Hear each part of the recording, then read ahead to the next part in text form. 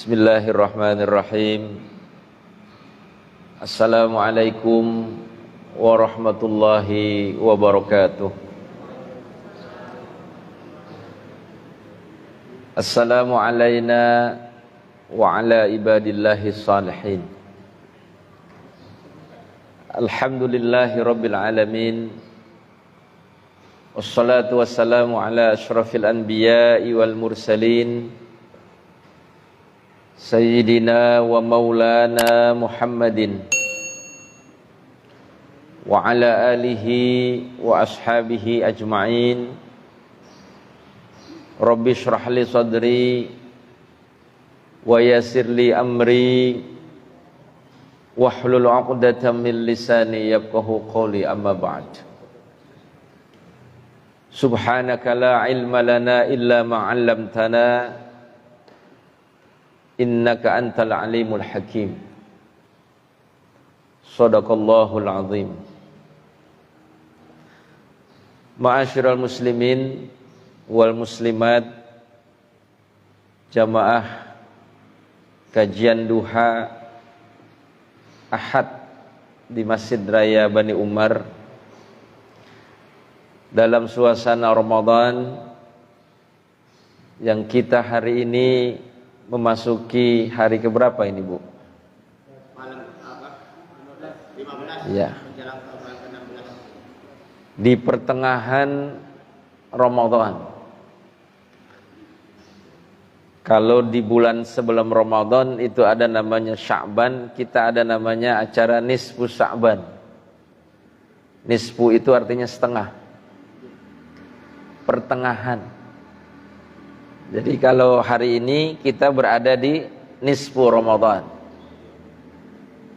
Kalau sudah ada nisfu Ramadan, berarti mengingatkan Ramadan tinggal berapa lagi tuh? 15 hari lagi.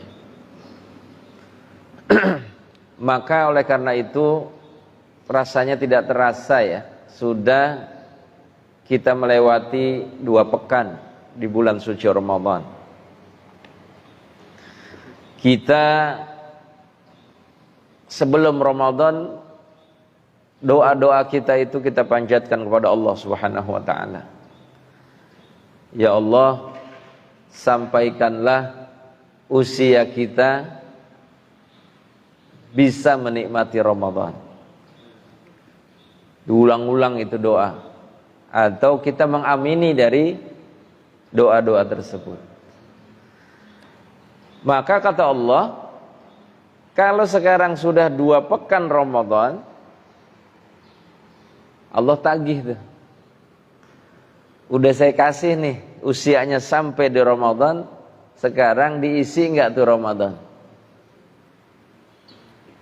Karena tidak hanya kita meminta umur kita sampai di Ramadan, tapi juga pesan yang paling penting adalah apa yang bisa kita lakukan ketika kesempatan dari nikmat Allah ini kita diberikan umur sampai hari ini memasuki 2 pekan di bulan suci Ramadan. Oleh karena itu, yang pertama marilah sama-sama mengawali kajian ini dengan mengucapkan syukur alhamdulillah. Kita diajarkan oleh Rasulullah SAW,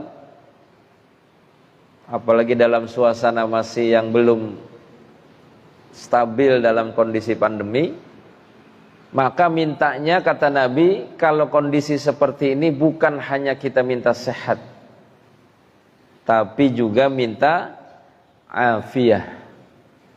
Sering kita doa itu, ya Allah, berikanlah, karuniakanlah kepada kami sehat wal afiyah. Jadi sambung dengan kata afiyah. Allahumma inna nas'aluka sihhatan wa afiyatan. Sehat dan afiyah ini penting untuk kita, terutama orang-orang yang beriman.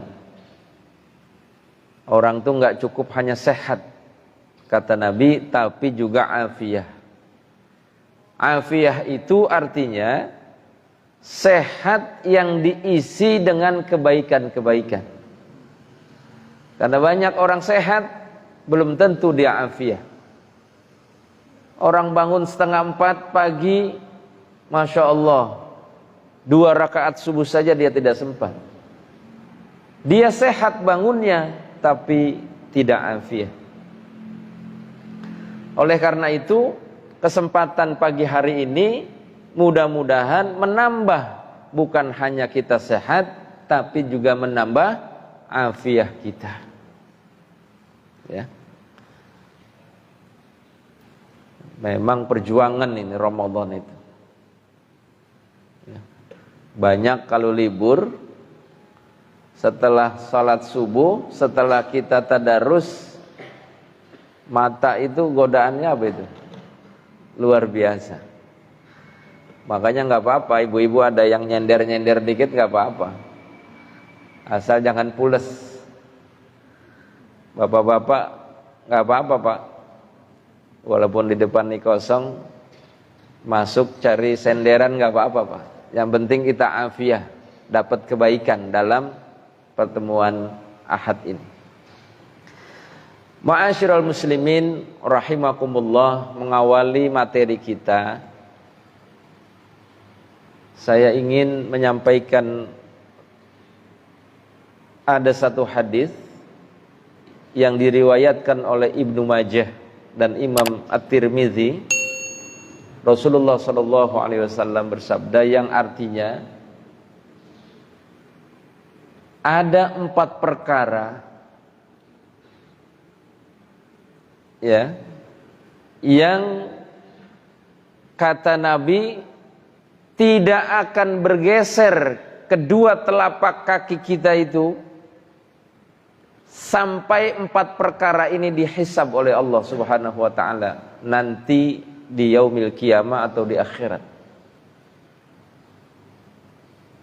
Saya ulang, Rasulullah sallallahu alaihi wasallam menyampaikan untuk kita umatnya bahwa nanti di akhirat tidak akan bergeser 2 telapak kaki manusia sampai dia dihisab dari 4 perkara. Perkara yang pertama, Allah akan hisab kita ketika bicara mengenai umur kita.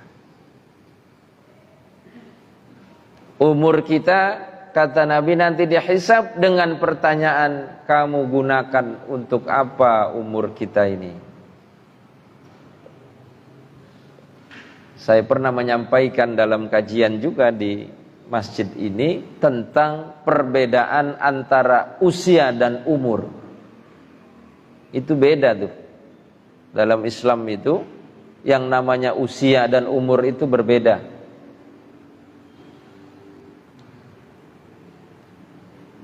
Usia itu, yang dinamakan usia itu adalah hitungan kita dilahirkan di muka bumi ini sampai dengan detik ini. Jadi yang lahir 1 Januari ya, tahun 1945 atau 1990, hitung sampai detik ini, itu usia namanya itu. Bahkan usia di sini mau dipakai baik, mau dipakai buruk, hitungannya tetap berjalan. Tapi kalau umur itu dilihat dari seberapa banyak usia kita itu diisi dengan kebaikan-kebaikan. Nah, itu umur. Maka pernah ada riwayat Bapak Ibu sekalian, seorang anak kecil pada masa sahabat itu bertanya kepada kakeknya, wahai kakenda, berapa usia kakek hari ini? Dijawab sama kakeknya itu. Usia kakek hari ini 75 tahun. Si anak bertanya lagi, kalau umur kakek berapa? Umur kakek baru 40 tahun. Ditanya usia, jawabnya 70 tahun. Ditanya umur, jawabnya 40 tahun. Maka dijelaskan dalam riwayat ini, kenapa seorang kakek tadi menjawab ketika ditanya umurnya, dia jawab 40 tahun. Karena dia baru 40 tahun yang lalu kenal Allah subhanahu wa ta'ala. 40 tahun yang lalu dia baru memulai ibadah yang istiqamah. 40 tahun yang lalu kemudian dia melakukan kebaikan-kebaikan yang ditambah. Yang biasanya sholat fardu saja, mulai 40 tahun yang lalu dia sambung dengan sholat rawatib, sholat sunnah. Sekarang pertanyaan umur itu kepada kita. Hisab ini bakal tidak akan lewat dari manusia. Karena kata Nabi di dalam hadis ini, akan ditanya hisab mengenai umur kita. Makanya di dalam Al-Quran Allah berfirman, innama ya'muru masajidallahi man amana billahi wal yaumil akhir. Allah menggunakan ketika orang-orang yang beriman itu yang masuk kategori memakmurkan dirinya, bukan dengan kata usia tapi kata makmur. Makanya DKM itu disebut Dewan Kemakmuran Masjid. Supaya usia kita ini kita makmurkan. Bukan hanya sholat. Pagi ini kita ngapain ini? Kajian Ahad. Untuk apa? Untuk kita makmurkan diri kita. Ada kata umroh, haji dan umroh. Apa itu umroh? Allah ingin menambahkan bukan hanya sekedar kita ibadah haji, tapi ada umroh. Umroh itu diambil dari kata umur, yang Allah ingin menambahkan kemakmuran dalam ibadah kita.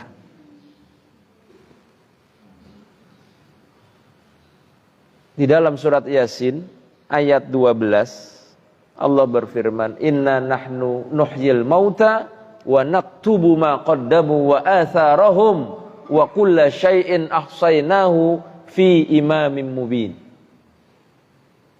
Nanti kita ini akan dihidupkan setelah kita diwafatkan di alam dunia ini. Kemudian wa naktubu ma qaddamu wa atharahum. Allah catat ini semua. Ma qaddamu, langkah-langkah kita ini, Bapak Ibu sekalian, dari rumah ini datang ke tempat ini, di tempat yang Allah muliakan ini, rumah Allah yang suci ini, wa naktub. Allah catat ini semua langkah-langkah kita. Wa atharahum, bukan hanya langkah kita jamaah sekalian, tapi bekas langkah-langkah kita.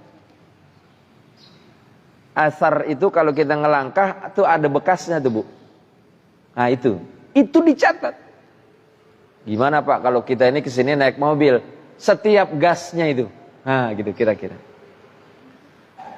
Berapa kali gas? Kalau motor sama, itu asarnya itu ada itu. Wa kulla syai'in ahsaynahu, semua langkah dan bekas langkah kita itu tercatat rapih di buku kita masing-masing. Fi imamin mubin. Kita ini punya buku nanti. Itu yang pertama. Allah hisab kita dari usia atau dari umur yang kita gunakan ini. Yang kedua, Allah akan hisab kita dari semua anggota tubuh kita ini.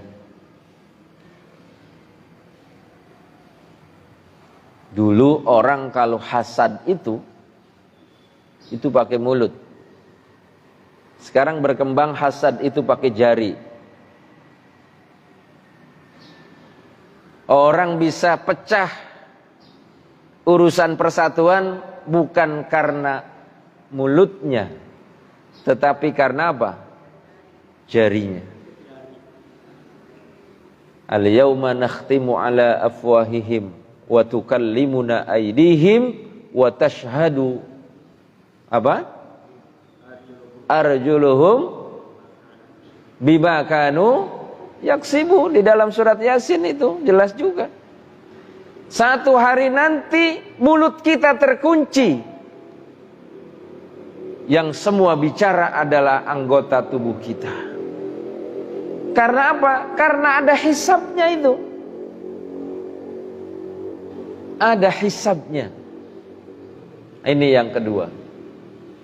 Yang ketiga, Allah akan hisab kita. Ilmu yang kita miliki ini, apakah sudah kita amalkan?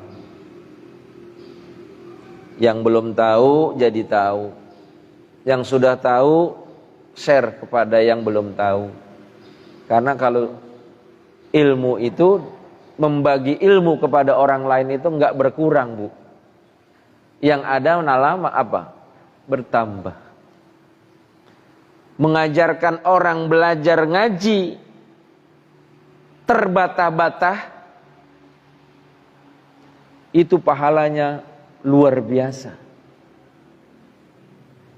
Ketika dia mengulang kata-kata Bismillahirrahmanirrahim, nah 3 kali itu dilipat terus dia. Itu kebaikan, itu ilmu. Ketika ada orang yang mengajarkan, kemudian orang jadi mengenal Al-Quran, maka kemudian ilmu itu menjadi ilmu yang bermanfaat dan barokah. Termasuk nih nanti kita kaji mengenai zakat. Yang terakhir, yang keempat, Bu. Nah, ini yang ada hubungannya dengan materi kita. Allah akan hisab harta kita. Yang 3 itu dikalikan masing-masing, pertanyaannya itu 1 kali saja. Umur buat apa? Anggota tubuh dipertanggungjawabkan. Ilmu dimanfaatkan atau diajarkan enggak kepada orang lain. Tapi harta, pertanyaannya 2. Dari mana kamu dapatkan dan kamu kemanakan itu, kamu belanjakan kemana harta itu. Nah, ini poin. Ya. Yang pertama, ini Ramadan udah mulai geliat zakat fitrah bahkan sejak awal. Ya. Saudara-saudara kita itu masih banyak ketika bicara Ramadan atau ketika bicara zakat, semuanya ditumpuk di bulan Ramadan. Padahal Ramadan itu hanya ada 1 zakat saja, yaitu zakat fitrah. Karena zakat itu terbagi 2, Bu, Bapak. Zakat itu yang pertama adalah zakat fitrah, yang kedua adalah zakat mal. Ini 2 jenis ini. Zakat fitrah hanya ada di bulan suci Ramadan. Zakat mal tidak terbatas oleh bulan Ramadan. Zakat fitrah itu kan jelas hadisnya. Farada Rasulullah sallallahu alaihi wasallam zakatal fitri. Rasulullah sallallahu alaihi wasallam mewajibkan kepada kita untuk menunaikan zakat fitrah.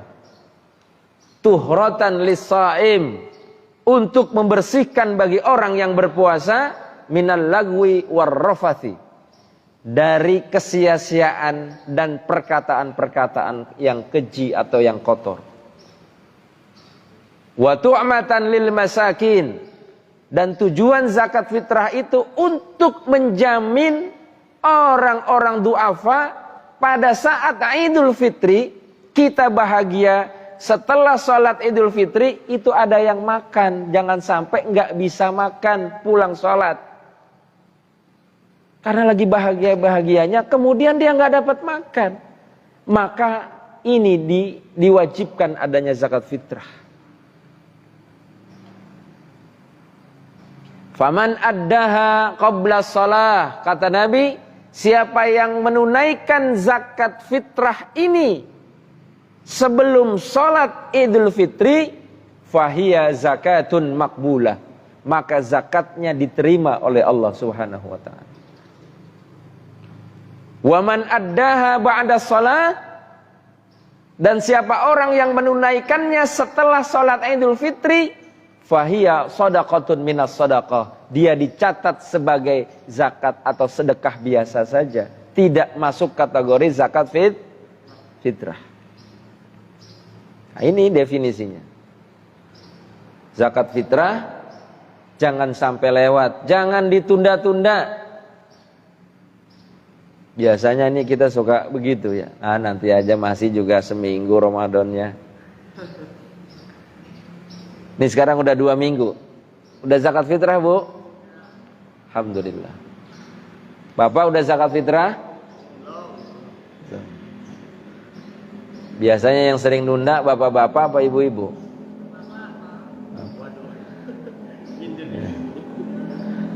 Bapak-bapak katanya, Pak, yang sering nunda. Ya. Dan insya Allah kita untuk zakat fitrah mudah-mudahan tidak terlambat atau terlewat. Anak bayi yang lahir sebelum maghrib di akhir Ramadan wajib dizakati fitrahnya. Nih hari ini terakhir nih, misalnya ya, ada cucu kita atau anak kita kemudian apa? Melahirkan. Udah masuk maghrib belum? Belum. Dia lahir hari ini, dia wajib mengeluarkan zakat fitrah. Zakat fitrah itu adalah zakat jiwa. Itu yang pertama. Maka kalau ada yang menumpuk semua di Ramadan, ini yang perlu kita luruskan. Karena zakat di luar zakat fitrah itu ada ketentuannya. Maka yang kedua, zakat mal itu barulah terbagi ke beberapa bagian. 1, zakat emas atau zakat perhiasan, zakat perak. Zakat emas itu ya, ini masuk kategori zakat mal. Ada zakat emas, ada zakat perak, dia gabung tuh karena perhiasan. Ada zakat pertanian, ada zakat peternakan. Ya. Ada zakat sekarang berkembang, zakat simpanan, deposito, zakat saham, zakat perdagangan, dan lain sebagainya. Ini namanya sebutannya zakat mal. Mulai kita bahas sedikit dari jenis zakat mal ini. Zakat emas. Zakat emas itu ada ketentuannya. Zakat mal itu ada ketentuannya. Orang ini sudah wajib zakat kalau terpenuhi 2 syarat. Syarat pertama, mencapai nisabnya. Apa itu nisab? Nisab adalah jumlah minimal harta yang dizakati. Ketentuannya itu kalau zakat emas, nisabnya itu 85 gram. Sekarang emas berapa harganya, Bu? Berapa? Kurang lebih hampir mendekati 1 juta. Saya cek tuh beberapa hari yang lalu, 1 gram itu dengan harga yang diantam itu 973.000 rupiah, sekitar itu. Kadang-kadang karena emas itu turun naik. Kita ambil saja rata-rata harga emasnya 973. Kalau 1 gramnya 973, dia kalikan 85 gram. Karena nisabnya berapa tadi? 85. Berapa rupiahnya? Kurang lebih 1 juta. Rupiahnya itu kurang lebih mendekati 80 juta. Jadi caranya itu menghitungnya 1 gramnya 973 dikali 85 gram. Ketemu angkanya tuh. Setelah ketemu angkanya, baru kita syarat kedua, kepemilikannya harus sudah 1 tahun. Itu yang disebut haul. Nisab dan haul. Dua-duanya harus terpenuhi. Nisabnya sudah terpenuhi 85 gram atau 100 gram. Tapi punyanya, kepemilikannya baru 6 bulan, belum wajib. Tapi kalau sudah dua-duanya terpenuhi, itu wajib. Tinggal bagaimana dan berapa Pak saya ini menunaikan besaran zakat emas. Tadi 80 juta, ya, ambillah rata-rata 80 juta itu, 85 gram, ya. Kemudian dengan harga rata-rata tadi 973.000 itu per gram. Ketemu angka kurang lebih 80 juta, maka dari 80 juta itu dikalikan 2,5%. Berapa itu? Ada yang bawa kalkulator? Di handphone semuanya ada kalkulator. 80 juta dikali 2,5%. Biasanya kalau hitung-hitungan ibu-ibu lebih cepat ini.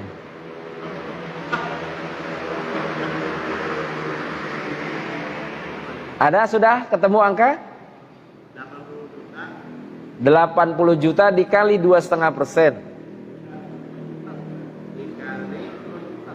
Hah?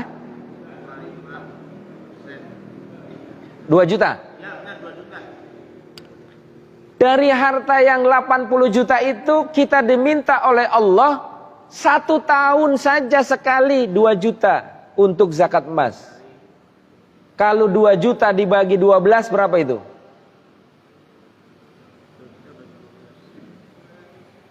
Hah? Kalau bagi 10, 200. 166.000 per bulan. Diakumulasi kalau 1 tahun hanya 2 juta rupiah. Kecil atau kecil, Bu?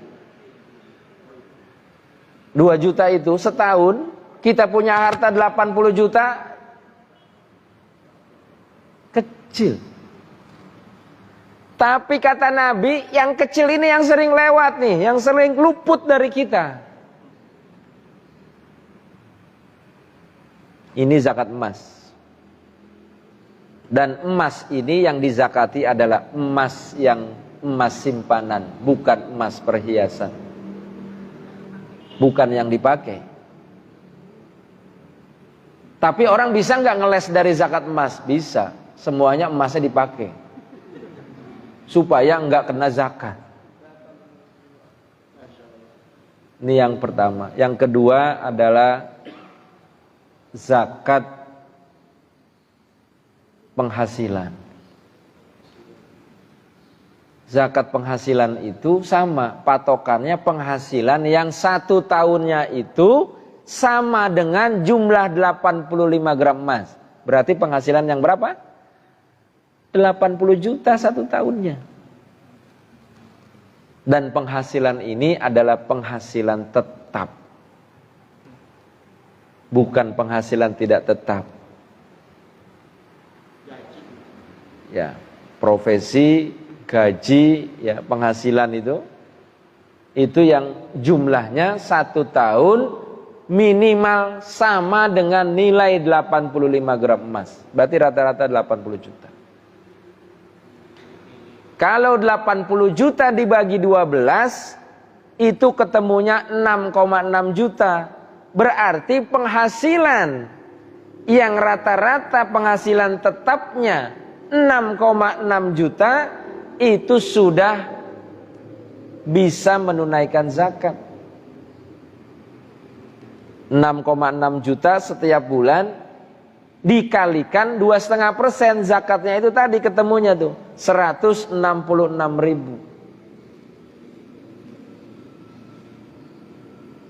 Coba cek pengeluaran kita yang tak terduga, ada nggak nilainya di bawah 166.000 per bulan? Nggak ada Pak, rata-rata di atas itu. Pulsa kita berapa per bulan? Data internet kita berapa per bulan? 50, 60. Ngopi-ngopi di kafe itu berapa kita keluarkan itu? Budget yang nggak pernah kita duga. 30.000 sekitar. Pasti di atas 166.000 itu. Zakat kita itu diminta oleh Allah cuma segitu tuh. Makanya jangan banyak alasan kalau orang diminta zakat. Maaf Pak, saya masih banyak cicilan, pengeluaran saya juga masih banyak. Gitu. Keluarin aja, karena kecil yang diminta dikeluarinnya itu kecil. Harta yang 80 juta aja cuma diminta 2 juta. Yang 6,6 juta aja cuma hanya 166.000, masa ditahan-tahan? Padahal kita banyak ngeluarin pengeluaran yang mubazir di atas 166.000 setiap bulan. Yang ketiga, zakat pertanian. Zakat pertanian ini, ayah saya itu petani Bu. Di kampung itu kalau mau dapetin hasil dari panen itu harus nunggu 3-4 bulan. Panennya sawah itu kan kurang lebih 4 bulan. 4 bulan ini seorang petani kalau dalam zakat pertanian dia sudah wajib zakat kalau pas panennya itu kalau ditimbang berasnya itu minimal 524 kg beras. Jadi kalau petani yang panen, digiling gabahnya itu, kemudian hasil giling gabahnya itu ditimbang jadi beras, beratnya minimal 524 kg, dia wajib sudah menunaikan zakat pertaniannya. Coba kita cek. 524 kg beras. Kalau rata-rata 1 kilonya itu 10.000, berarti berapa penghasilan petani itu?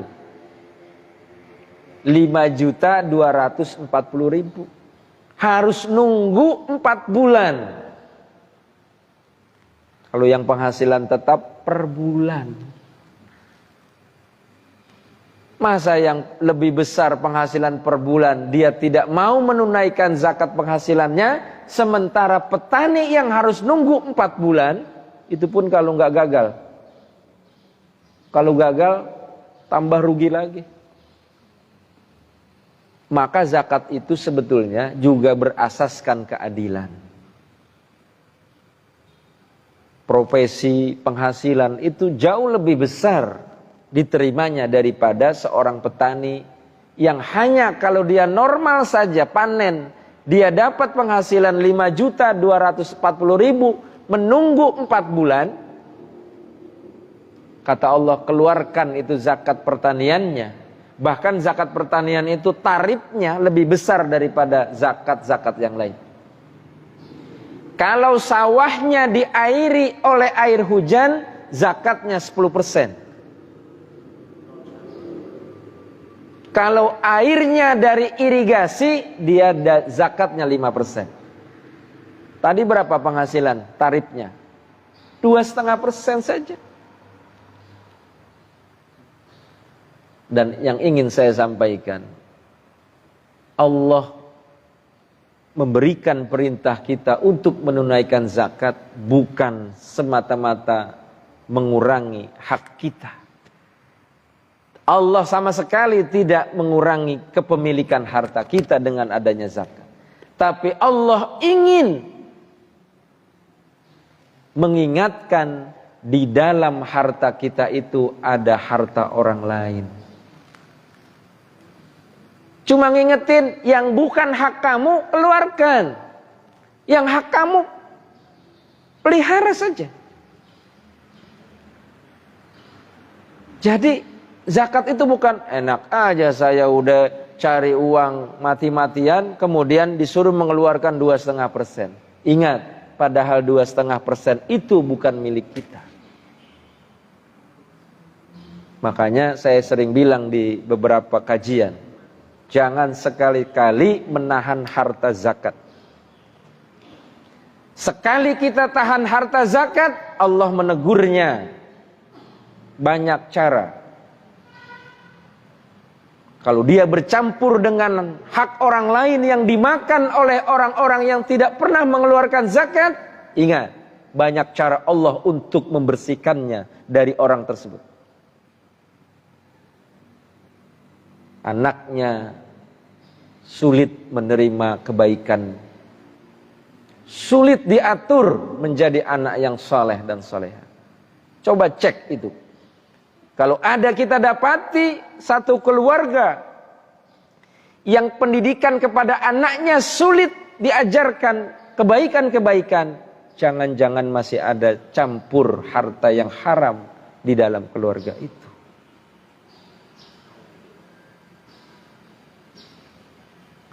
Kalau Allah sudah mengingatkan zakat ini adalah satu kewajiban buat kita, gak usah dipakai dipikirin, Bu.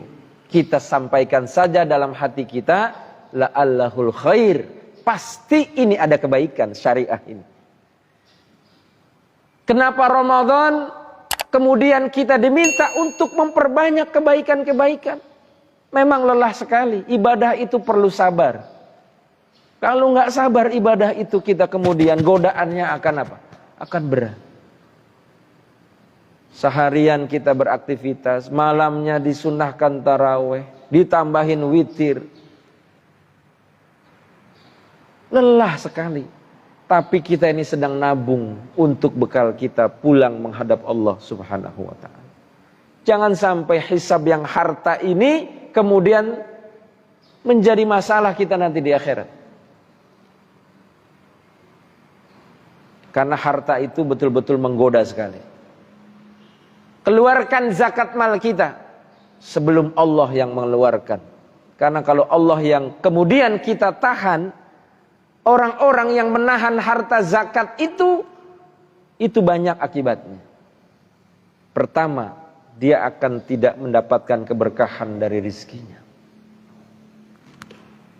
Yang kedua tadi, kalau dia kemakan menjadi makanan yang haram di dalam perut kita, darah daging kita, kemudian turun-temurun kepada anak cucu kita, ingat, itu akan bercampur dengan bara api neraka.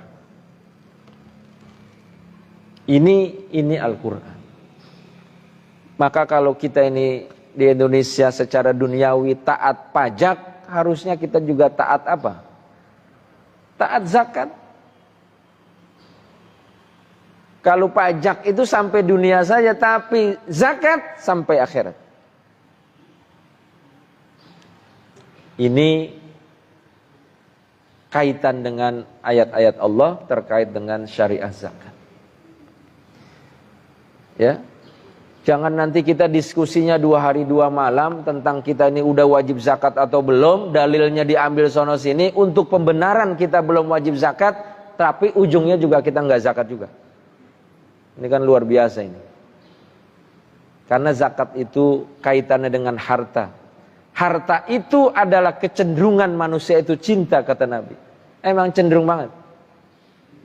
Mal itu dalam bahasa Arab, harta itu kan bahasa Arabnya mal. Mal itu artinya condong miring. Emang rada suka ke situ. Makanya kalau yang terlalu ngejar dunia saja, jalannya emang agak miring, Bu. Supaya tegak, dia bayar zakat supaya balik lagi. Nggak miring jalannya. Ini zakat pertanian. Oleh karena itu, banyak kata Nabi orang yang terpeleset ketika hisab harta ini. Kalau puasa, sholat, ya, dan lain sebagainya, insya Allah. Tapi harta ini, nah ini yang kadang-kadang menjadi apa? Khilafnya manusia. Maka itu yang kedua, bicara kewajiban zakat, maka ada syariah juga yang namanya infak sedekah. Pak, saya ini belum wajib zakat. Kalau tadi hitungan nisab haulnya itu belum sampai-sampai, tapi saya ingin melakukan satu kebaikan dari harta kita, ada kesempatan yang namanya infak sedekah. Ya. Infak sedekah ini tidak terbatas waktunya, tidak terbatas besarannya, tidak ditentukan haul dan nisabnya.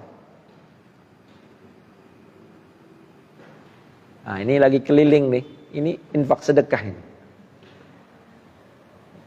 Boleh nggak Pak zakat emas saya masukin ke kotak? Nggak muat Bu, lubangnya. Jadi setelah ini saja nanti kalau mau zakat emas. Tapi yang baik, jenis zakat itu, mengeluarkan zakat itu, kalau dia zakat emas, yang ditunaikannya bisa dengan emas.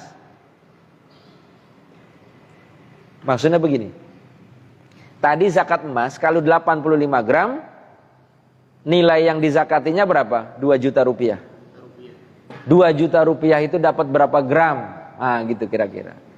Kemudian dia apa? Dia zakati dengan nilai emas. Dulu itu Baitul Mal, pada masa Rasulullah, pada masa sahabat, itu penuh. Dia punya gudang. Kalau dia menerima musim panen gandum, orang tuh bayarnya bukan pakai uang, tapi pakai gandum itu. Ya. Kalau dia zakat ternak, dia bawa ternaknya. 40 ekor kambing, zakatnya 1 ekor. Baitul Mal itu nerima kambingnya, maka dia punya gudang. Dia punya kandang dan lain sebagainya. Kita ini semuanya apa-apa diuangkan. Betul nggak? Praktis saja Pak. Berapa itu kalau dikonversi sama uangnya sama rupiahnya, dia bayar. Nggak apa-apa juga. Tetapi manfaatnya sebetulnya pada praktek baiknya adalah sesuai dengan jenisnya. Selanjutnya ini tadi bicara mengenai seorang muzaki. Orang yang berzakat disebut apa? Muzaki. Orang yang berinfak disebut apa? Munfik. Jangan salah ya, nanti munafik. Saya alhamdulillah sudah jadi munafiknya Masjid Raya Bani Umar karena sering berinfak. Orang yang berinfak disebut munfik. Orang yang sedekah disebut mutasaddiq. Kalau musaddiq itu yang ngaku nabi. Ingat gak? Musaddiq. Jadi kita ini negara yang paling komplit Bu. Apa aja ada. Nabi ada, malaikat Jibril ada. Jadi negeri yang sebetulnya cukup untuk studi banding, gak perlu keluar. Ya. Musibah apa yang gak ada di negara ini? Ya, gunung meletus, banjir, apalagi itu, tanah longsor dan lain sebagainya. Dan manusianya pun komplit. Ya, modelnya banyak. Jadi nggak perlu kita studi banding. Sebetulnya kita cukup menjadi tempat atau negara yang bisa kita menjadi kebaikan di negeri ini. Kemudian zakat perdagangan. Zakat perdagangan itu kaitannya, jumlahnya, rumusnya. Kalau kita punya usaha, sama ketentuannya 2 itu tadi. harus sampai nisab dan juga haul. Usahanya udah setahun. Keuntungannya rumus zakat perdagangan itu adalah dinilai barang yang tersedia itu berapa rupiah jumlahnya. Jadi kalau kita ini jualan sembako, barang yang ada di toko kita itu berapa nilai rupiahnya. Ditambah berapa uang cashnya saat itu. Oke. Ditambah lagi piutang tertagih.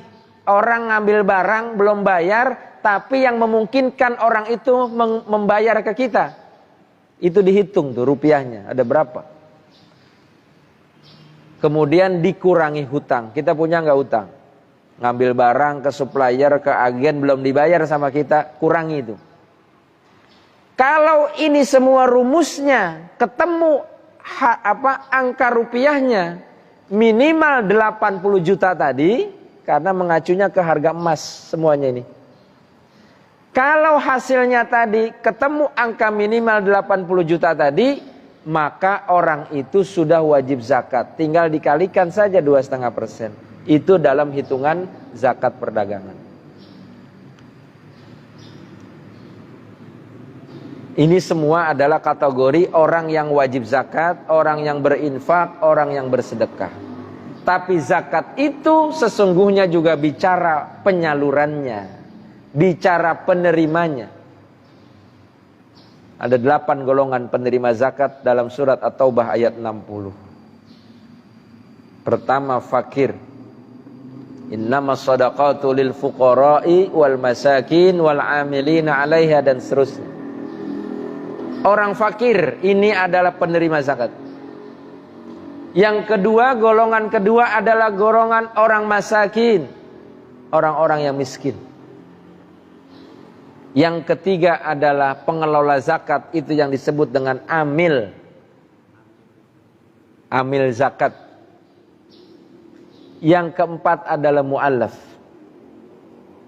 Orang yang baru kembali kepada Islam, dia bersaksi, dia berhak menerima zakat karena disebut di dalam ayat ini. Ayat 60 surat At-Taubah, surat 9.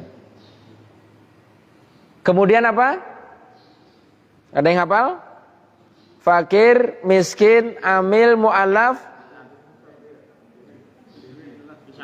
gharim. Gharim itu apa? Orang yang berhutang. Wah, berarti kita semua penerima zakat nih Pak Ustaz. Karena wajahnya wajah yang tidak bisa lepas dari hutang. Maaf, saya aja Bu, yang ini enggak. Hutang di sini bukan hutang konsumtif, bukan hutang KPR, bukan hutang cicilan motor, kendaraan, bukan. Hutang di sini adalah orang yang berhutang, kalau dia tidak hutang, jiwanya terancam. Kalau dia enggak hutang, maka anak keturunannya terancam jiwanya. Karena apa? Hutang yang tadi tidak wajib, karena hutang-hutang yang tadi saya sebutkan itu adalah hutang yang sifatnya produktif. Kalau dia udah lunas, maka kendaraannya jadi aset. Kalau KPR-nya sudah lunas, maka jadi aset. Tapi yang hutang tadi itu yang dimaksudkan dalam penerima zakat adalah hutang yang kalau dia nggak berhutang, maka apa? Terancam jiwanya. Lembaga zakat harus membayarkan itu kepada orang yang berhutang ini, karena dia bagian menjadi penerima zakat. Berapa tuh tadi? 4 atau 5? Fakir, miskin, amil, mu'alaf, gharim, 5. Kemudian riqab, budak, hamba sahaya. Ada nggak sekarang budak? Saya sering canda, budak itu banyak di daerah Sunda, budak letik ya. Budak hamba sahaya ini di negara kita tidak ada. Artinya lembaga zakat tidak menyalurkan untuk bagian ini. Terus dikemanakan? Dipindah nih bagiannya riqab itu ke fakir miskin. Karena para penerima zakat yang paling banyak di negeri ini masih didominasi oleh dua kelompok terbesar tadi, fakir dan miskin. Sudah 6. Yang ketujuh adalah fisabilillah. Anak-anak keluarga du'afa yang masih bersekolah, yang masih kuliah, kalau dia kekurangan biayanya, itu boleh diambilkan bantuannya untuk asnaf fisabilillah. Ya, dai-dai kita, guru-guru ngaji kita, dan semua itu mendapat bagian dari fisabilillah. Yang terakhir, yang ke-8 adalah ibnus sabil.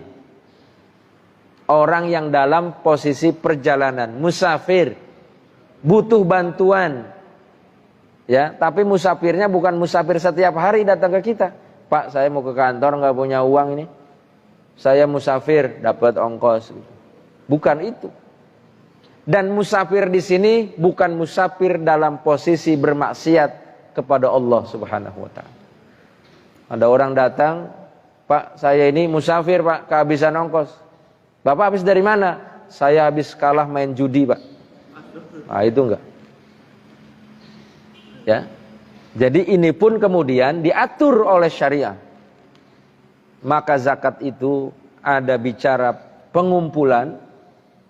Dalam ayat 103 surat At-Taubah Allah berfirman, ya, khudh min amwalihim shadaqatan tutahhiruhum wa tuzakkihim biha. Kata Allah, pungutlah dari sebagian harta orang-orang yang sudah cukup zakatnya itu untuk dikeluarkan. Memang diperintahkan untuk kita mengingatkan ini. Maka ayat penyaluran adalah ayat dalam surat At-Taubah tadi yang 60 tadi. Jadi kalau lembaga zakat hanya tugasnya ngumpulin saja nggak nyalurin, itu dipertanyakan. Ya, inilah yang membedakan syariah zakat dengan syariah-syariah yang lain. Semua ini jamaah sekalian dalam rangka mewujudkan kesejahteraan. Kalau muzakinya rajin berzakat, maka penerima zakatnya juga akan sejahtera. Ya, orang itu rajin diingatkan saja. Kalau enggak zakat, ya sedekahnya, infaknya. Kita ini bahkan kata Nabi, kalau kita sedang musafir, nih besok kita mau mudik ya, sunnahkan untuk sedekah. Wah. Bapak tahu rahasia orang mudik, orang dalam musafir itu? Rahasianya dalam salah satu hadis Rasulullah SAW, perjalanan orang sedang musafir itu kata Nabi, dia sedang menikmati setengah kematian. Makanya keluar rumah itu doanya apa? Bismillahi tawakkaltu 'alallah. Dia nggak pernah tahu bakal kembali atau tidak ke rumahnya karena sudah tawakal. Dia tinggalkan rumahnya. Dia tinggalkan harta bendanya yang ada di rumah itu.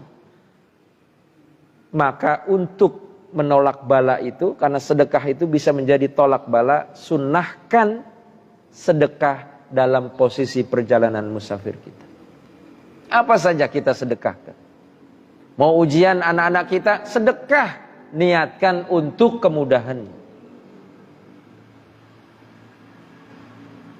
Cucu kita mau lahir, sedekah kita niatkan, semoga itu menjadi jalan prosesnya selamat, lancar dan seterusnya.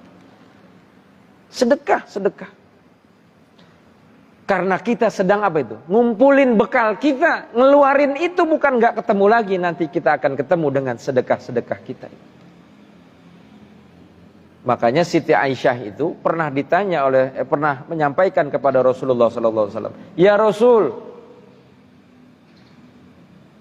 pada saat itu Idul Adha, kita ini ya Rasul, cuma dapat bagian setengah paha kambing saja.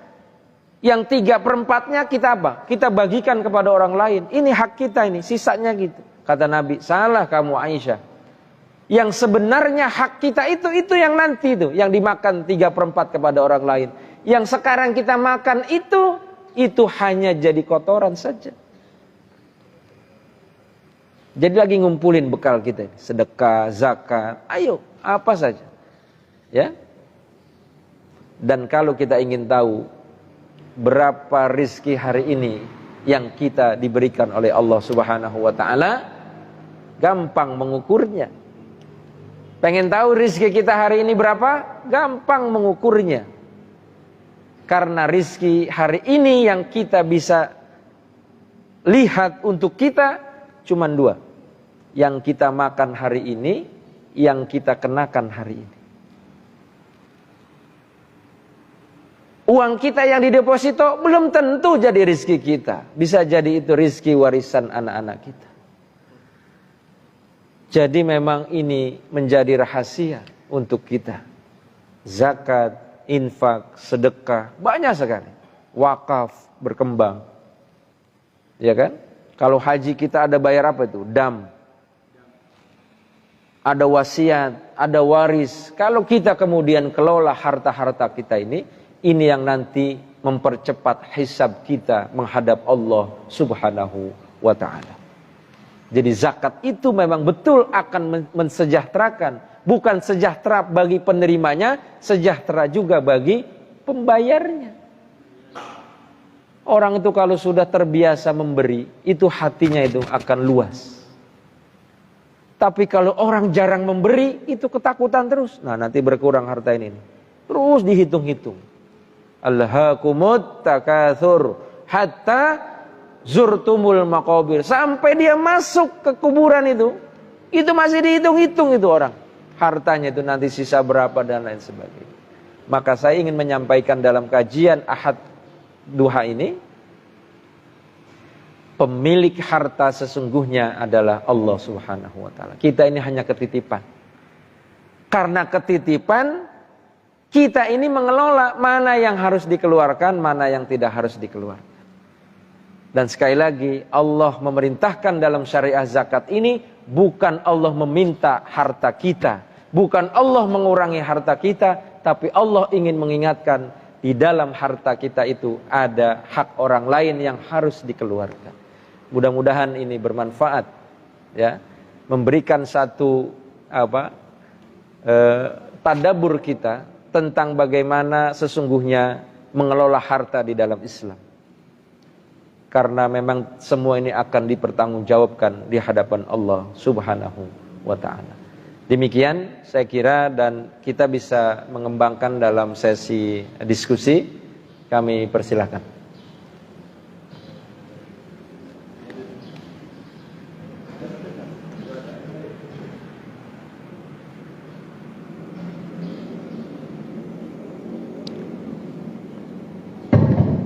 Assalamualaikum warahmatullahi wabarakatuh. Assalamualaikum warahmatullahi wabarakatuh. Saya mau tanya, kan kita kalau karyawan itu kan suka dapat bonus atau THR, itu wajib zakat atau tidak? Kan walaupun kalau wajib zakat itu dibayarnya di muka apa di bisa, itu aja Ustaz. Itu mudah-mudahan. Ya. Baik, saya jawab. Tidak ada bayar zakat di muka karena nanti takut kena ininya Pak, wajahnya. Jadi bayarnya itu tetap di apa? Di meja. Ya, canda. THR itu termasuk yang tidak tetap karena hanya 1 tahun 1 kali. Saya menyarankan itu dikeluarkan tetap 2,5% walaupun tidak tetap. Pak, saya ini karyawan tapi pengen menumpuk penghasilan bayar zakatnya itu 1 tahun aja, nunggu haul. Boleh nggak? Boleh. Kenapa tidak per bulan? Saya pengennya 1 tahun aja ditumpuk, nanti baru saya keluarkan sekaligus. Karena tadi ada nisab, ada apa? Ada haul. Jadi tidak tiap bulan Pak. Boleh. Saya sudah meminta pendapat ke Majelis Ulama. Boleh ditunaikan sekali dalam akumulasi 1 tahun, boleh setiap bulan. Dalam rangka dia mempermudah pembayarannya saja. Tapi nisabnya harus dihitung 1 tahun. Makanya tadi pendapatan tetap Pak. Kalau orang yang kontrak 6 bulan itu tidak masuk kategori ini. Kalau dia tunaikan bedanya nih, Kalau ditunaikan setiap 1 kali 1 tahun, bedanya lebih berat aja nilainya. Tadi per bulan berapa? Kalau dia 6.600.000 zakatnya, 166.000. Kalau kali 12, hampir 2 juta.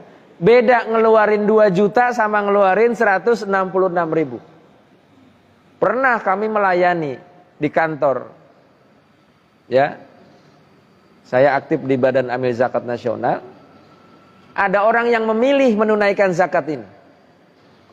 Oke Pak, nanti saya ingatkan pada saatnya sudah jatuh tempo, tunaikan itu yang 2 juta itu. Pas saya hubungi, Pak mohon maaf Pak, uangnya udah kepake Pak. Ada yang belum kepake, Pak gede juga ya Pak 2 juta. Padahal sudah ada caranya yang kemudian bisa ditunaikan setiap bulan. Maka yang lebih baik kalau memang dari zakat penghasilan, yang penghasilannya setiap bulan, baiknya dikeluarkan setiap bulan. Tapi ingat, hitung dulu nisabnya ya. Kalau setahunnya itu pendapatan penghasilannya kurang dari 80 juta, tidak wajib. Dia hanya infak sedekah saja. Infak sedekah sama dengan zakat, tarifnya berapa? 2,5% juga. Wallahu a'lam bishawab. Mudah-mudahan.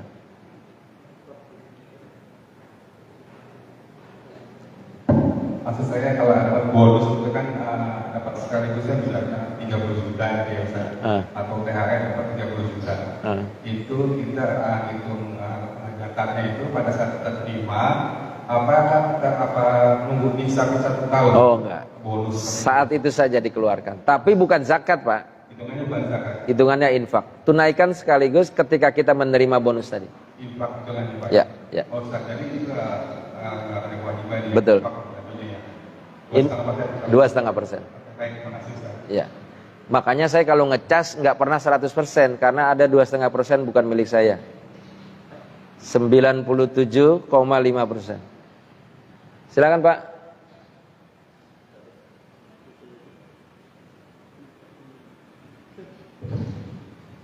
Assalamualaikum warahmatullahi wabarakatuh. Assalamualaikum warahmatullahi wabarakatuh. Ini seandainya ya Pak, kami itu punya tanah 6 sertifikat di Jawa. Kalau dihitung harganya sekitar 5 miliar. Tapi tanah itu tanah tidak menghasilkan Pak. Ada tanah kosong, gitu, ada kayu-kayu aja lah. Kemudian sebagian ada tanah sawah yang menghasilkan. Tetapi ada saudara yang kebetulan suaminya ini meninggal dunia, ini adik gitu. Kalau tidak dikasih sumbangan itu, bantuan, hidupannya terancam karena tidak ada penghasilan dari suaminya, suaminya meninggal. Sehingga penghasilan semua tadi itu kita serahkan ke adik-adik itu. Kami sama sekali tidak mengambil. Nah, kami tidak berniat untuk zakat tapi sedekah aja. Itu benar enggak? Kita harus zakat atau tidak? Itu yang pertama. Yang kedua, kami misalnya ya, penghasilan 1 bulan bisa 40 juta lah misalnya. Kemudian kami mengeluarkan punya anak yatim lah, sekitar 40 orang dan janda-janda miskin 40 orang. Setiap 2 tahun itu 2 kali sampai 3 kali kami mengeluarkan sedekah bukan zakat. Apa kita niatkan untuk zakat atau sedekah Pak? Nah, kita harus zakat ini seperti apa? Terima kasih. Assalamualaikum warahmatullahi wabarakatuh. Assalamualaikum warahmatullahi wabarakatuh. Yang pertama yang saya jawab, zakat itu dalam bahasa Arab artinya an-numu, sesuatu yang tumbuh. Kalau ada yang tumbuh dari harta kita, dia kena zakat selama terpenuhi 2 tadi, nisab dan haul. Contoh ya, rumah yang kita tempati itu menghasilkan nggak setiap bulan? Ada uang nggak masuk dari rumah yang kita tempati itu? Nggak ada, dia nggak kena zakat.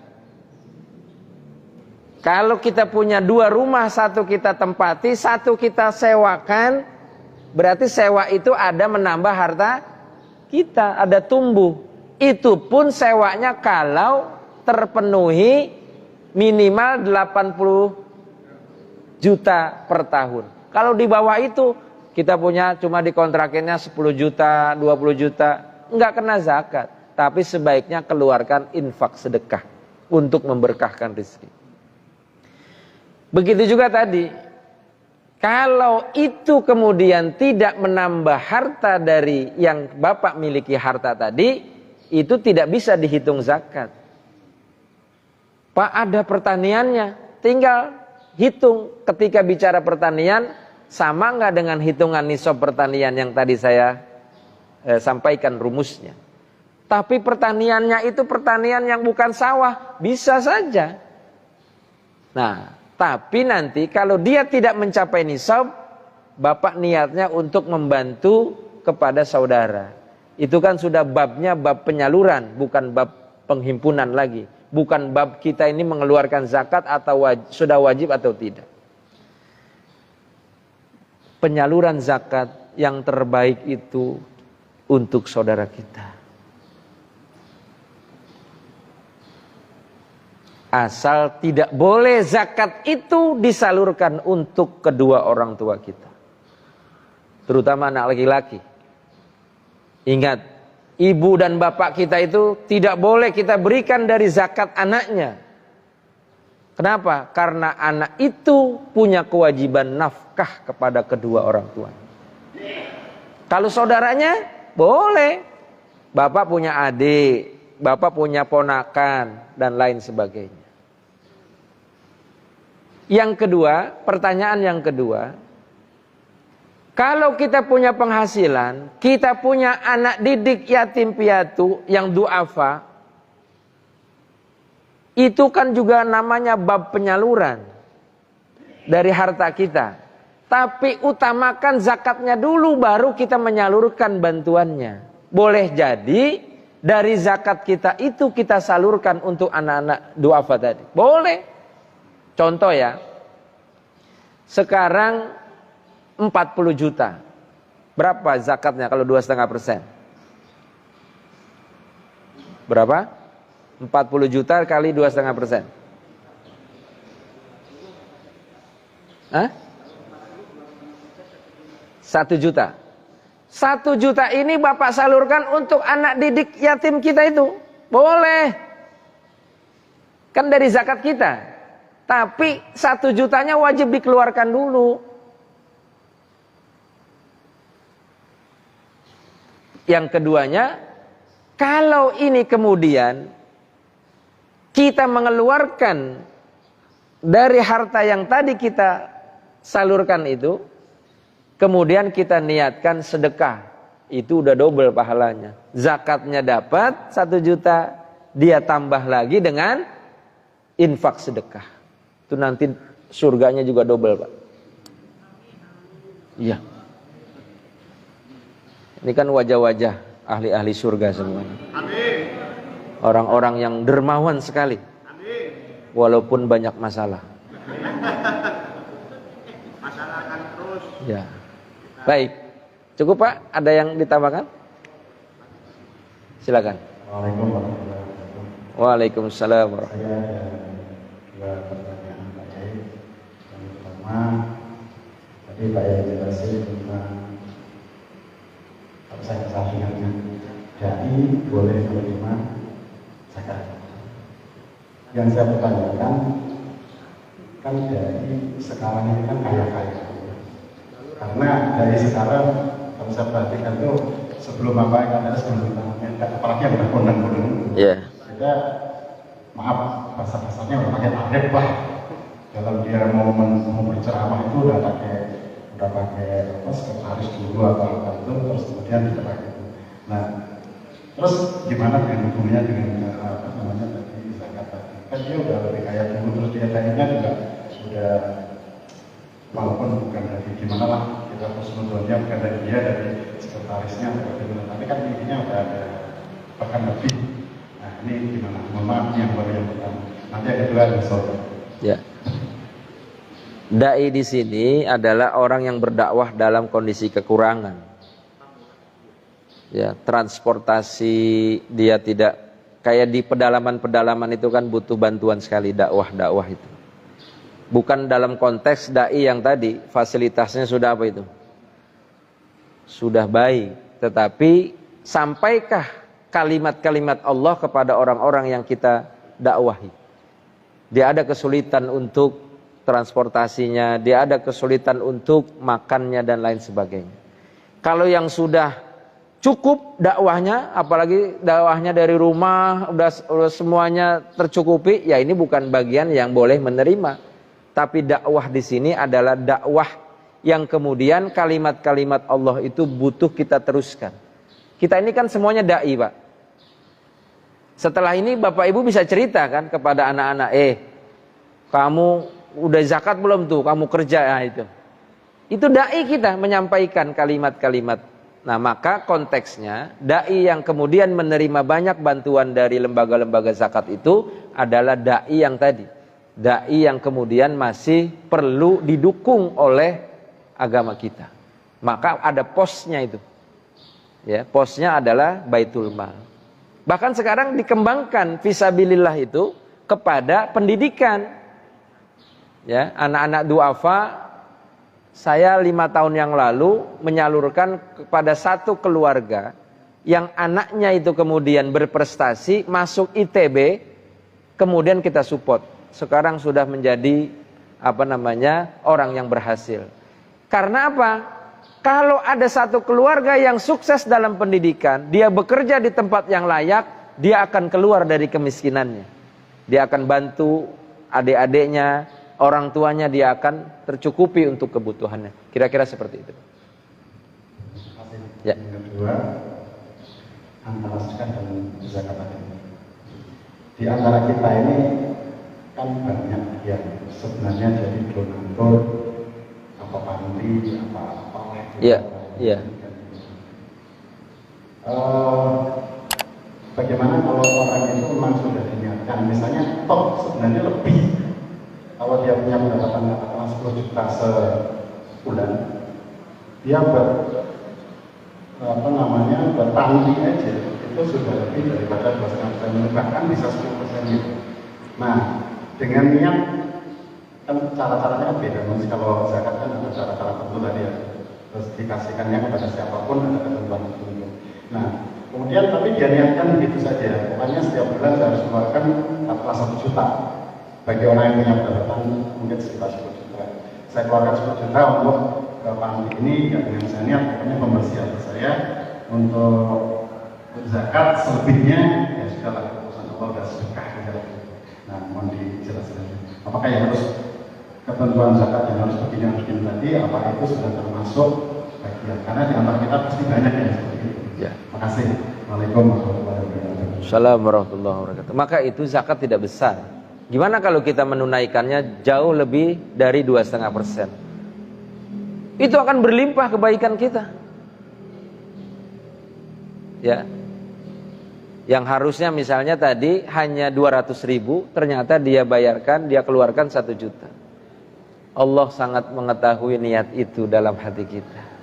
Artinya penunaian zakatnya sudah diselesaikan, lebihnya itu adalah bonus untuk infak sedekah. Saya ingin cerita ini. Ada satu pedagang pada masa Rasulullah SAW, dia bertanya kepada Nabi, "Ya Nabi, saya ini kok dagang, kelihatannya sama dengan keuntungan dari orang-orang Yahudi yang berdagang. Bagaimana caranya supaya saya ini beda dan lebih untung dari orang Yahudi kalau dagang?" Kata Nabi, lebihkan. Kalau dagang itu, lebihkan barangnya. Contoh ya, kita pernah atau mungkin masih ada orang yang baik itu hari ini, kalau jualan kacang yang diliterkan itu, Bu, saya beli 2 liter, dimasukkan tuh 2 liter, terakhir diambil pakai tangan,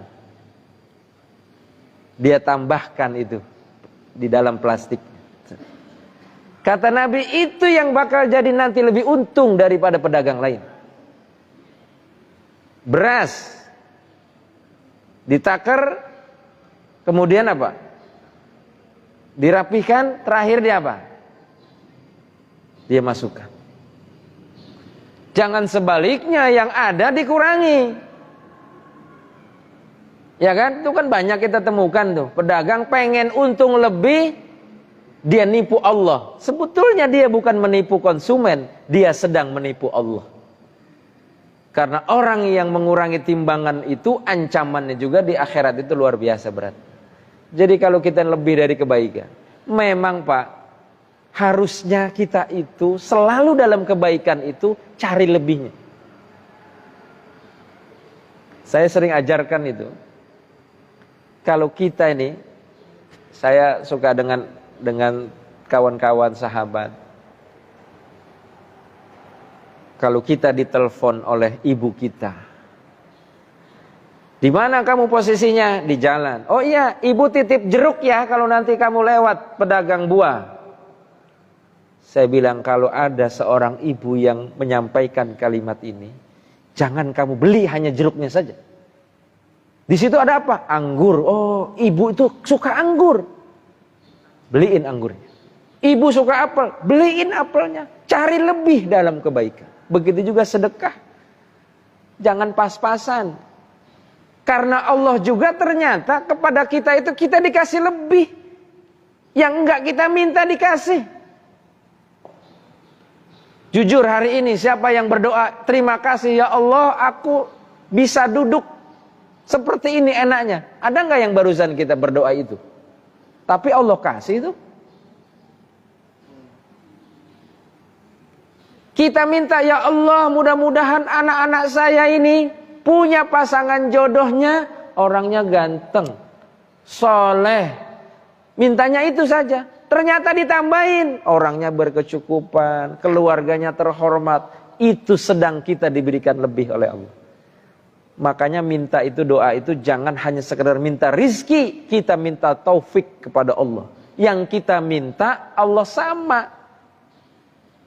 Kita minta ridho, yang kita nggak minta Allah kasih. Senang nggak orang tua tuh, ibu tuh, kalau anaknya mintanya jeruk pulang-pulang, tahu-tahu dikasihnya apa? Ada apelnya, ada gitu. Allah senang banget tuh. Disuruh zakat 2,5%. Dikasih tuh infak sedekahnya. Bahkan tidak pakai persentase 2,5%. 10%. Bayangkan itu hebatnya syariah kita. Hebatnya amal-amal saleh kita. Apalagi di bulan suci Ramadan. Demikian Pak. Wallahu a'lam bishawab. Masih ada? Silakan. Ya.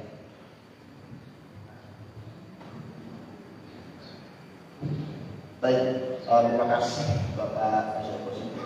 Begini Pak ya, saya pernah merenung dan pernah membaca mengenai tentang yang menerima zakat itu kan selain larangan menerima zakat sebagaimana di dalam surah At-Taubah ayat 80. Ayat 60. Ayat 60 ya, ayat 60.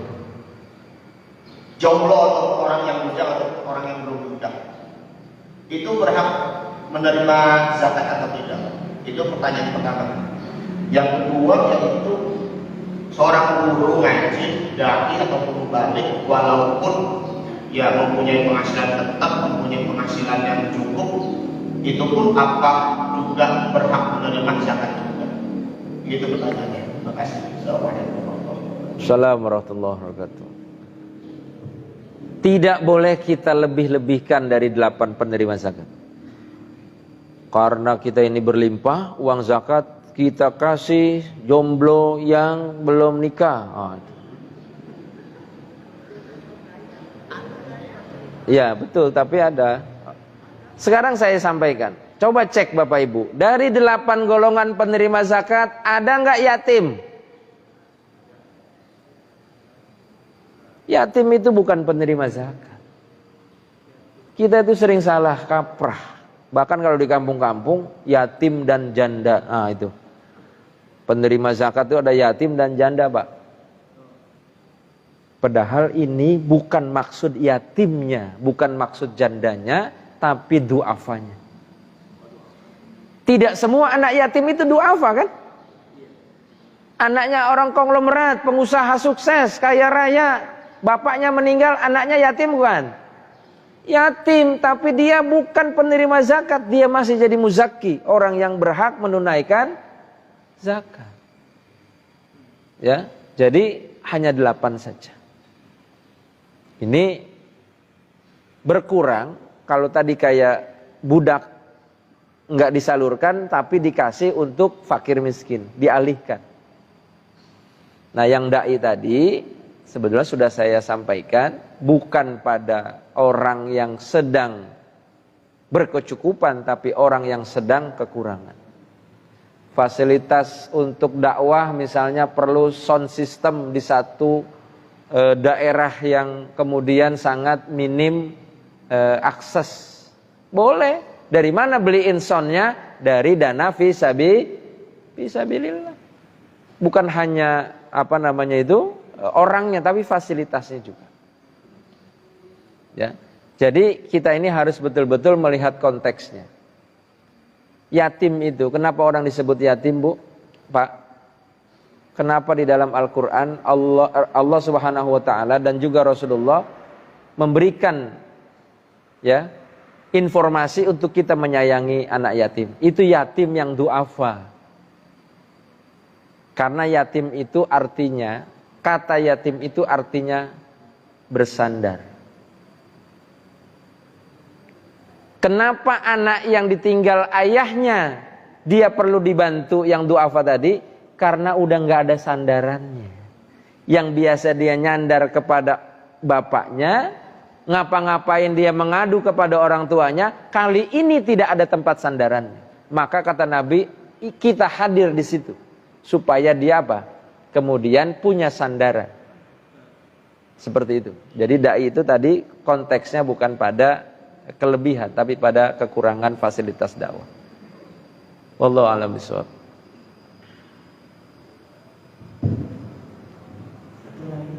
Ya.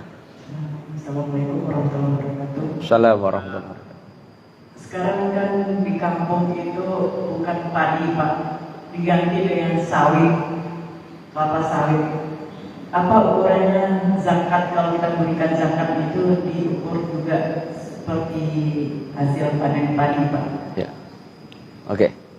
Terima kasih. Assalamualaikum warahmatullahi wabarakatuh. Assalamualaikum. Kalau sawitnya dijual belikan, dia masuk zakat perdagangan. Jadi diukur dengan uang.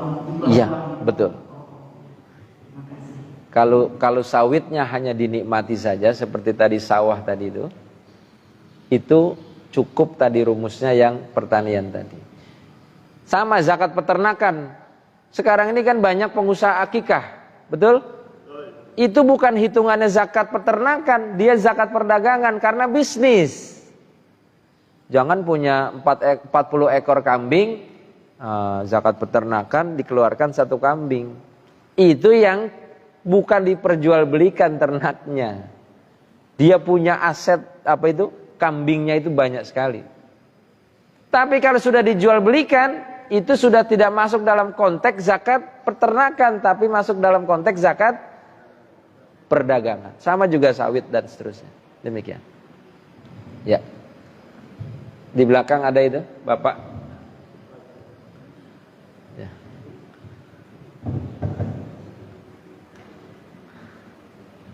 Ini mohon pengurus masjid setelah ini siap-siap kalkulator zakat karena banyak yang mau kita hitungin zakat Bapak Ibu sekalian. Assalamualaikum warahmatullahi wabarakatuh. Waalaikumsalam warahmatullahi wabarakatuh. Terima kasih atas kesempatan yang diberikan kepada saya. Saya ada 2 pertanyaan, Pak. Pertama, masalah zakat mal. Seandainya misalnya saya punya zakat mal 1 juta, terus saya akan zakatin ke saudara saya. Saudara saya itu memang butuh zakat. Tapi kalau saya bagi ke orang lain gimana, Pak? Soalnya saudara saya ini kan tiap tahun kan butuh zakat gitu. Itu yang saya maksud, bisa dibagi nggak ke orang lain? Misalnya sakit 1 juta jadi 500, apakah bisa dibagi kayak itu? Atau emang belum kecukupan saudara saya ini, tapi tiap tahun harus dizakatin terus gitu Mas. Terus kedua, kalau saya zakat hadiah itu berapa persen, Pak? Itu aja, terima kasih. Assalamualaikum warahmatullahi wabarakatuh. Waalaikumsalam warahmatullahi wabarakatuh.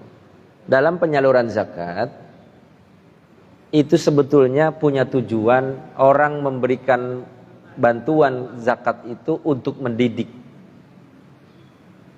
Ada nilai edukasi. Kalau dengan zakat kita kemudian orang tidak merubah mental hidupnya, itu harus kita rubah. Makanya mungkin sering kita punya kesepakatan jangan memberi ikan, lebih baik memberi pancingnya. Karena semua tujuan zakat itu untuk merubah orang, termasuk mental. Sekarang ini kan banyak orang mentalnya itu orang kecukupan, mentalnya orang miskin, banyak Pak. Tapi mengenai porsi tadi, apakah boleh kita bagi? Itu boleh saja. Itu kan haknya kita. Tapi porsinya yang lebih tahu, kayaknya saya juga butuh membantu yang lain. Boleh Pak, tidak ada ketentuan harus kemudian prioritas dalam hal kaitan tadi hanya saudaranya saja. Boleh, Bapak tahu kayaknya kalau saya bantu juga ini bisa bisa terbantu dengan zakat saya. Tapi intinya itu adalah mengedukasi. Makanya penyaluran zakat itu tidak semuanya dalam program konsumtif. Bagi-bagi sembako, ya kan? Kemudian sunatan massal bagi duafa. Yang lebih penting porsi untuk produktifnya, merubah orangnya. Bolehlah kita porsikan 30% untuk konsumtif, 70%-nya untuk produktif. Jangan semuanya konsumtif. Karena orang besok akan tidak bangkit mental hidupnya untuk merubah. Yang kedua adalah zakat dari hadiah. Zakat dari hadiah itu sebaiknya dikeluarkan 20%. Dia sama dengan barang temuan. Enggak mencari, tahu-tahu dapat. Ibu di rumah, bapak di rumah, iseng-iseng mau nanam tanaman, tahu-tahu di bawahnya ada apa itu? Ada emas. Ya. Berapa zakatnya? 20%. Bukan 2,5%. Maka yang hadiah itu ya keluarkan saja 20%. Ya, karena itu rizki min haitsu la yahtasib. Ya, rizki yang tidak diduga-duga oleh kita. Mudah-mudahan semua yang mau nanam nanti keluar emas. Ya. Ya. Hadiah dari suami. Kalau suami bukan hadiah apa-apa, itu memang kewajiban. Iya, istri itu memang harus dikasih hadiah terus. Ya, Bu, silakan Bu, ada di belakang Ibu.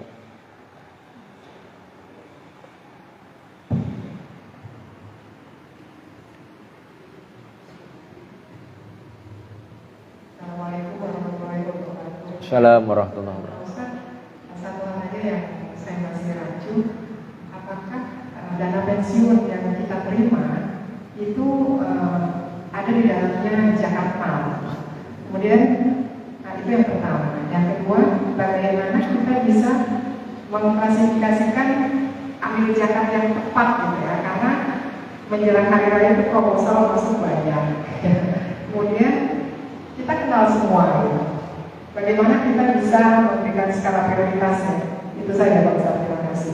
Salam. Ya, dana pensiun keluarkan infak saja Bu, tidak zakat. Tapi nilainya sama, 2,5%. Ya, itu yang dana pensiun. 2,5%-nya itu setelah dikurangi pengeluaran selama 1 tahun. Hitungannya kalau infak tidak terbatas haul. Oh iya. Ya kan dana pensiun itu kan bisa saja di pertengahan tahun selesai, atau misalnya kemudian masih ada di 7 bulan. Jadi daripada ragu kita hitungannya zakat, kita masukkan saja dalam hitungan infak.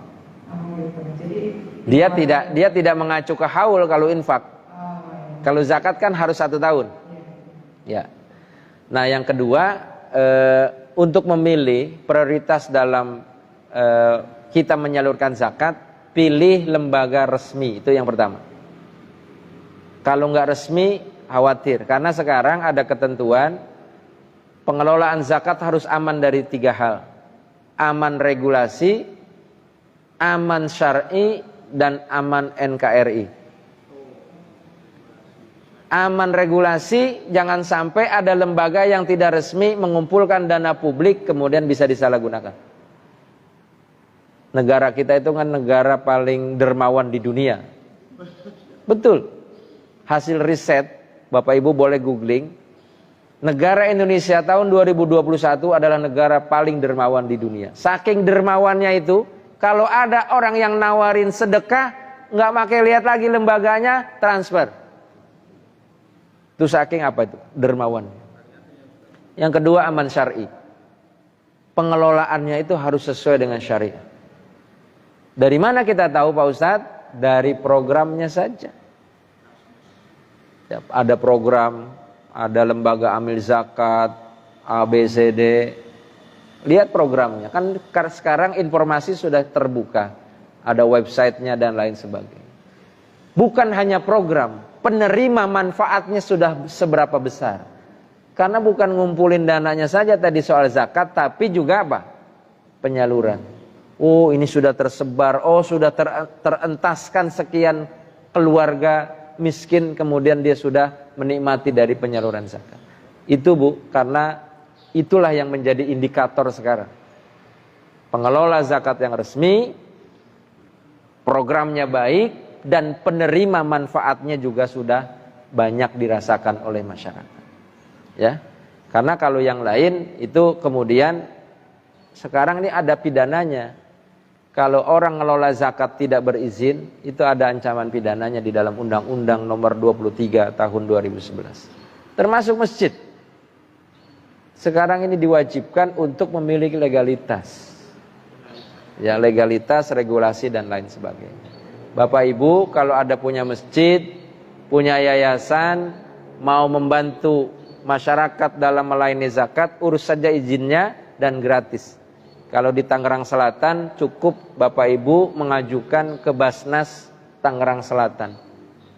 1 lembar surat dari kita, kemudian untuk di-SK-kan supaya lembaga kita resmi. Demikian saya kira apa yang tadi disampaikan. Ada lagi Bu? Maaf, satu lagi. Tadi kan Pak Ustadz sampaikan 2,5% itu dikeluarkan untuk infak gitu ya Pak ya. Kalau kemudian dana tersebut diberikan kalau nggak mulia, apakah kembali lagi pada syaratnya menjadi syarat zakat mal? Kalau sudah lebih 85 gram, Pak Ustadz. Izin saya agak terputus. Dari dana pensiun tersebut Pak, kemudian diberikan logam mulia senilai 85 gram misalkan. Apakah dia masuk jadi kategori zakat mal? Ya. Setiap tahunnya dikeluarkan. Iya. Jadi penghasilan kita 6,6 juta dikeluarkan zakatnya berapa tadi? 166.000. Sisanya kita tabung. Enggak kita kotak-katik. Setahun jumlahnya besar. Lihat saja kalau ini sampai menembus minimal 80 juta, maka kita punya kewajiban tuh zakat simpanan. Padahal tadi sisa dari yang kita keluarkan zakatnya. Sama, pensiun, dana pensiun kita simpan atau kita tabung, tapi kita udah keluarkan 2,5% per bulan tadi. Kemudian kita belikan barangnya dalam bentuk emas atau logam mulia. Berakumulasi, ternyata dalam satu waktu sudah menembus 85 gram. Dan sudah 1 tahun lebih atau sudah 1 tahun minimal, maka kita kena wajib zakat emasnya. Gitu. Jadi dia akan tumbuh. Kan harta itu kan tadi zakat itu sesuatu yang apa? Yang tumbuh. Kalau nggak tumbuh dari harta kita enggak. Mobil kendaraan yang kita buat usaha rental, kena nggak zakat? Kena. Kenapa? Karena ada sesuatu yang kita terima. Itu pun setelah dikurangi biaya-biaya. Ganti oli. Apalagi itu? Bayar pajak. Kalau sudah 1 tahun rental mobil kita tembus angka 80 juta per tahun tadi, maka keluarkan zakat 2,5%. Makanya itu, yang tahu harta kita itu berapa kita. Karena orang bisa ngeles kan Bu dari zakat tadi yang saya sampaikan. Udah 11 bulan mau lunas nih, dijual. Saya ngambil lagi kenapa? Karena kalau udah 12 bulan kena zakat. Nah itu hati-hati. Keluarin aja zakat. Seperti memang kita memberikan, mengeluarkan yang bukan hak kita, kita keluarkan seperti itu. Ikhlas. Baik. Wah ini semangat sekali nih para muzaki nih. Baik, saya kira cukup ya karena waktu yang kita dibatasi oleh waktu.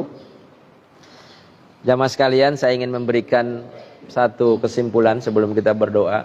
Marilah sama-sama, ternyata Allah mengingatkan kepada kita ada hisab-hisab yang memang nanti akan kita berhadapan di hadapan Allah Subhanahu wa taala, kita pertanggungjawabkan.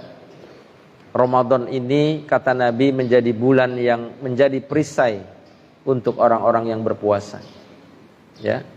Dan kita berdoa kepada Allah, mudah-mudahan harta-harta kita, ya, semua yang Allah titipkan kepada kita, semua yang Allah berikan jalan rizki kepada kita, kalau kita masih dalam posisi khilaf, ya, belum menjalankan syariah zakat dan infak sedekah, mari kita keluarkan. Yang sudah kita keluarkan, mudah-mudahan itu menjadi bekal untuk kita sekali lagi menghadap Allah Subhanahu wa taala. Mudah-mudahan hisab harta kita ini hisab yang kemudian bebas, yang bisa kita pertanggungjawabkan di hadapan Allah Subhanahu wa taala. Mudah-mudahan Allah memberikan ampunan, menjadikan anak-anak kita anak-anak yang saleh dan salehah, menjadikan sisa keberkahan dari harta kita, dan pada saatnya kita menghadap Allah dalam keadaan husnul khatimah. Al-Fatihah. A'udzubillahi minasyaitonir rajim.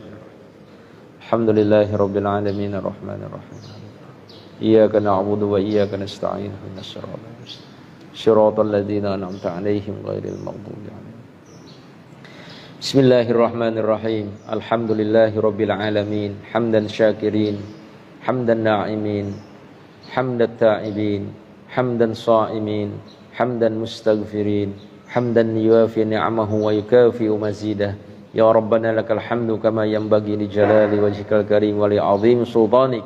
Allahumma salli ala Sayyidina Muhammad wa ala ali Sayyidina Muhammad. Allahumma a'inna ala dzikrika wa syukrika wa husni ibadatik. Allahumma ya Ghaniyu ya Hamid, ya Mubdi'u ya Mu'id, ya Rahimu ya Wadud. Aghnina bihalalika an haramika wa bi ta'atika an ma'siyatika wa bi fadlika amman siwak. Rabbana hab lana min azwajina wa dhurriyyatina qurrata a'yunin waj'alna lil muttaqina imama. Allahumma ij'alna wa auladana min ahlil ilmi wa ahlil khair wa la taj'alna wa iyyahu min ahli syarri wad dhair. Hasbunallahu wa ni'mal wakil, ni'mal maula wa ni'man nasir, wa la haula wa la quwwata illa billahil aliyyil azim. Allahumma inna nas'aluka husnal khatimah wa na'udzu bika min su'il khatimah. Allahumma inna nas'aluka ridhaka wal jannah wa na'udzu bika min sakhatika wan nar. Allahumma innaka afuwun karim, tuhibbul afwa fa'fu anna ya karim. Rabbana atina fid dunya hasanah wa fil akhirati hasanah wa qina adzaban nar. Subhana rabbika rabbil izzati amma yasifun, wassalamun alal mursalin walhamdulillahi rabbil alamin. Aqulu qawli hadza wa astaghfirullaha li wa lakum, wallahul muwaffiq ila aqwamit thariq. Wassalamu alaikum warahmatullahi wabarakatuh.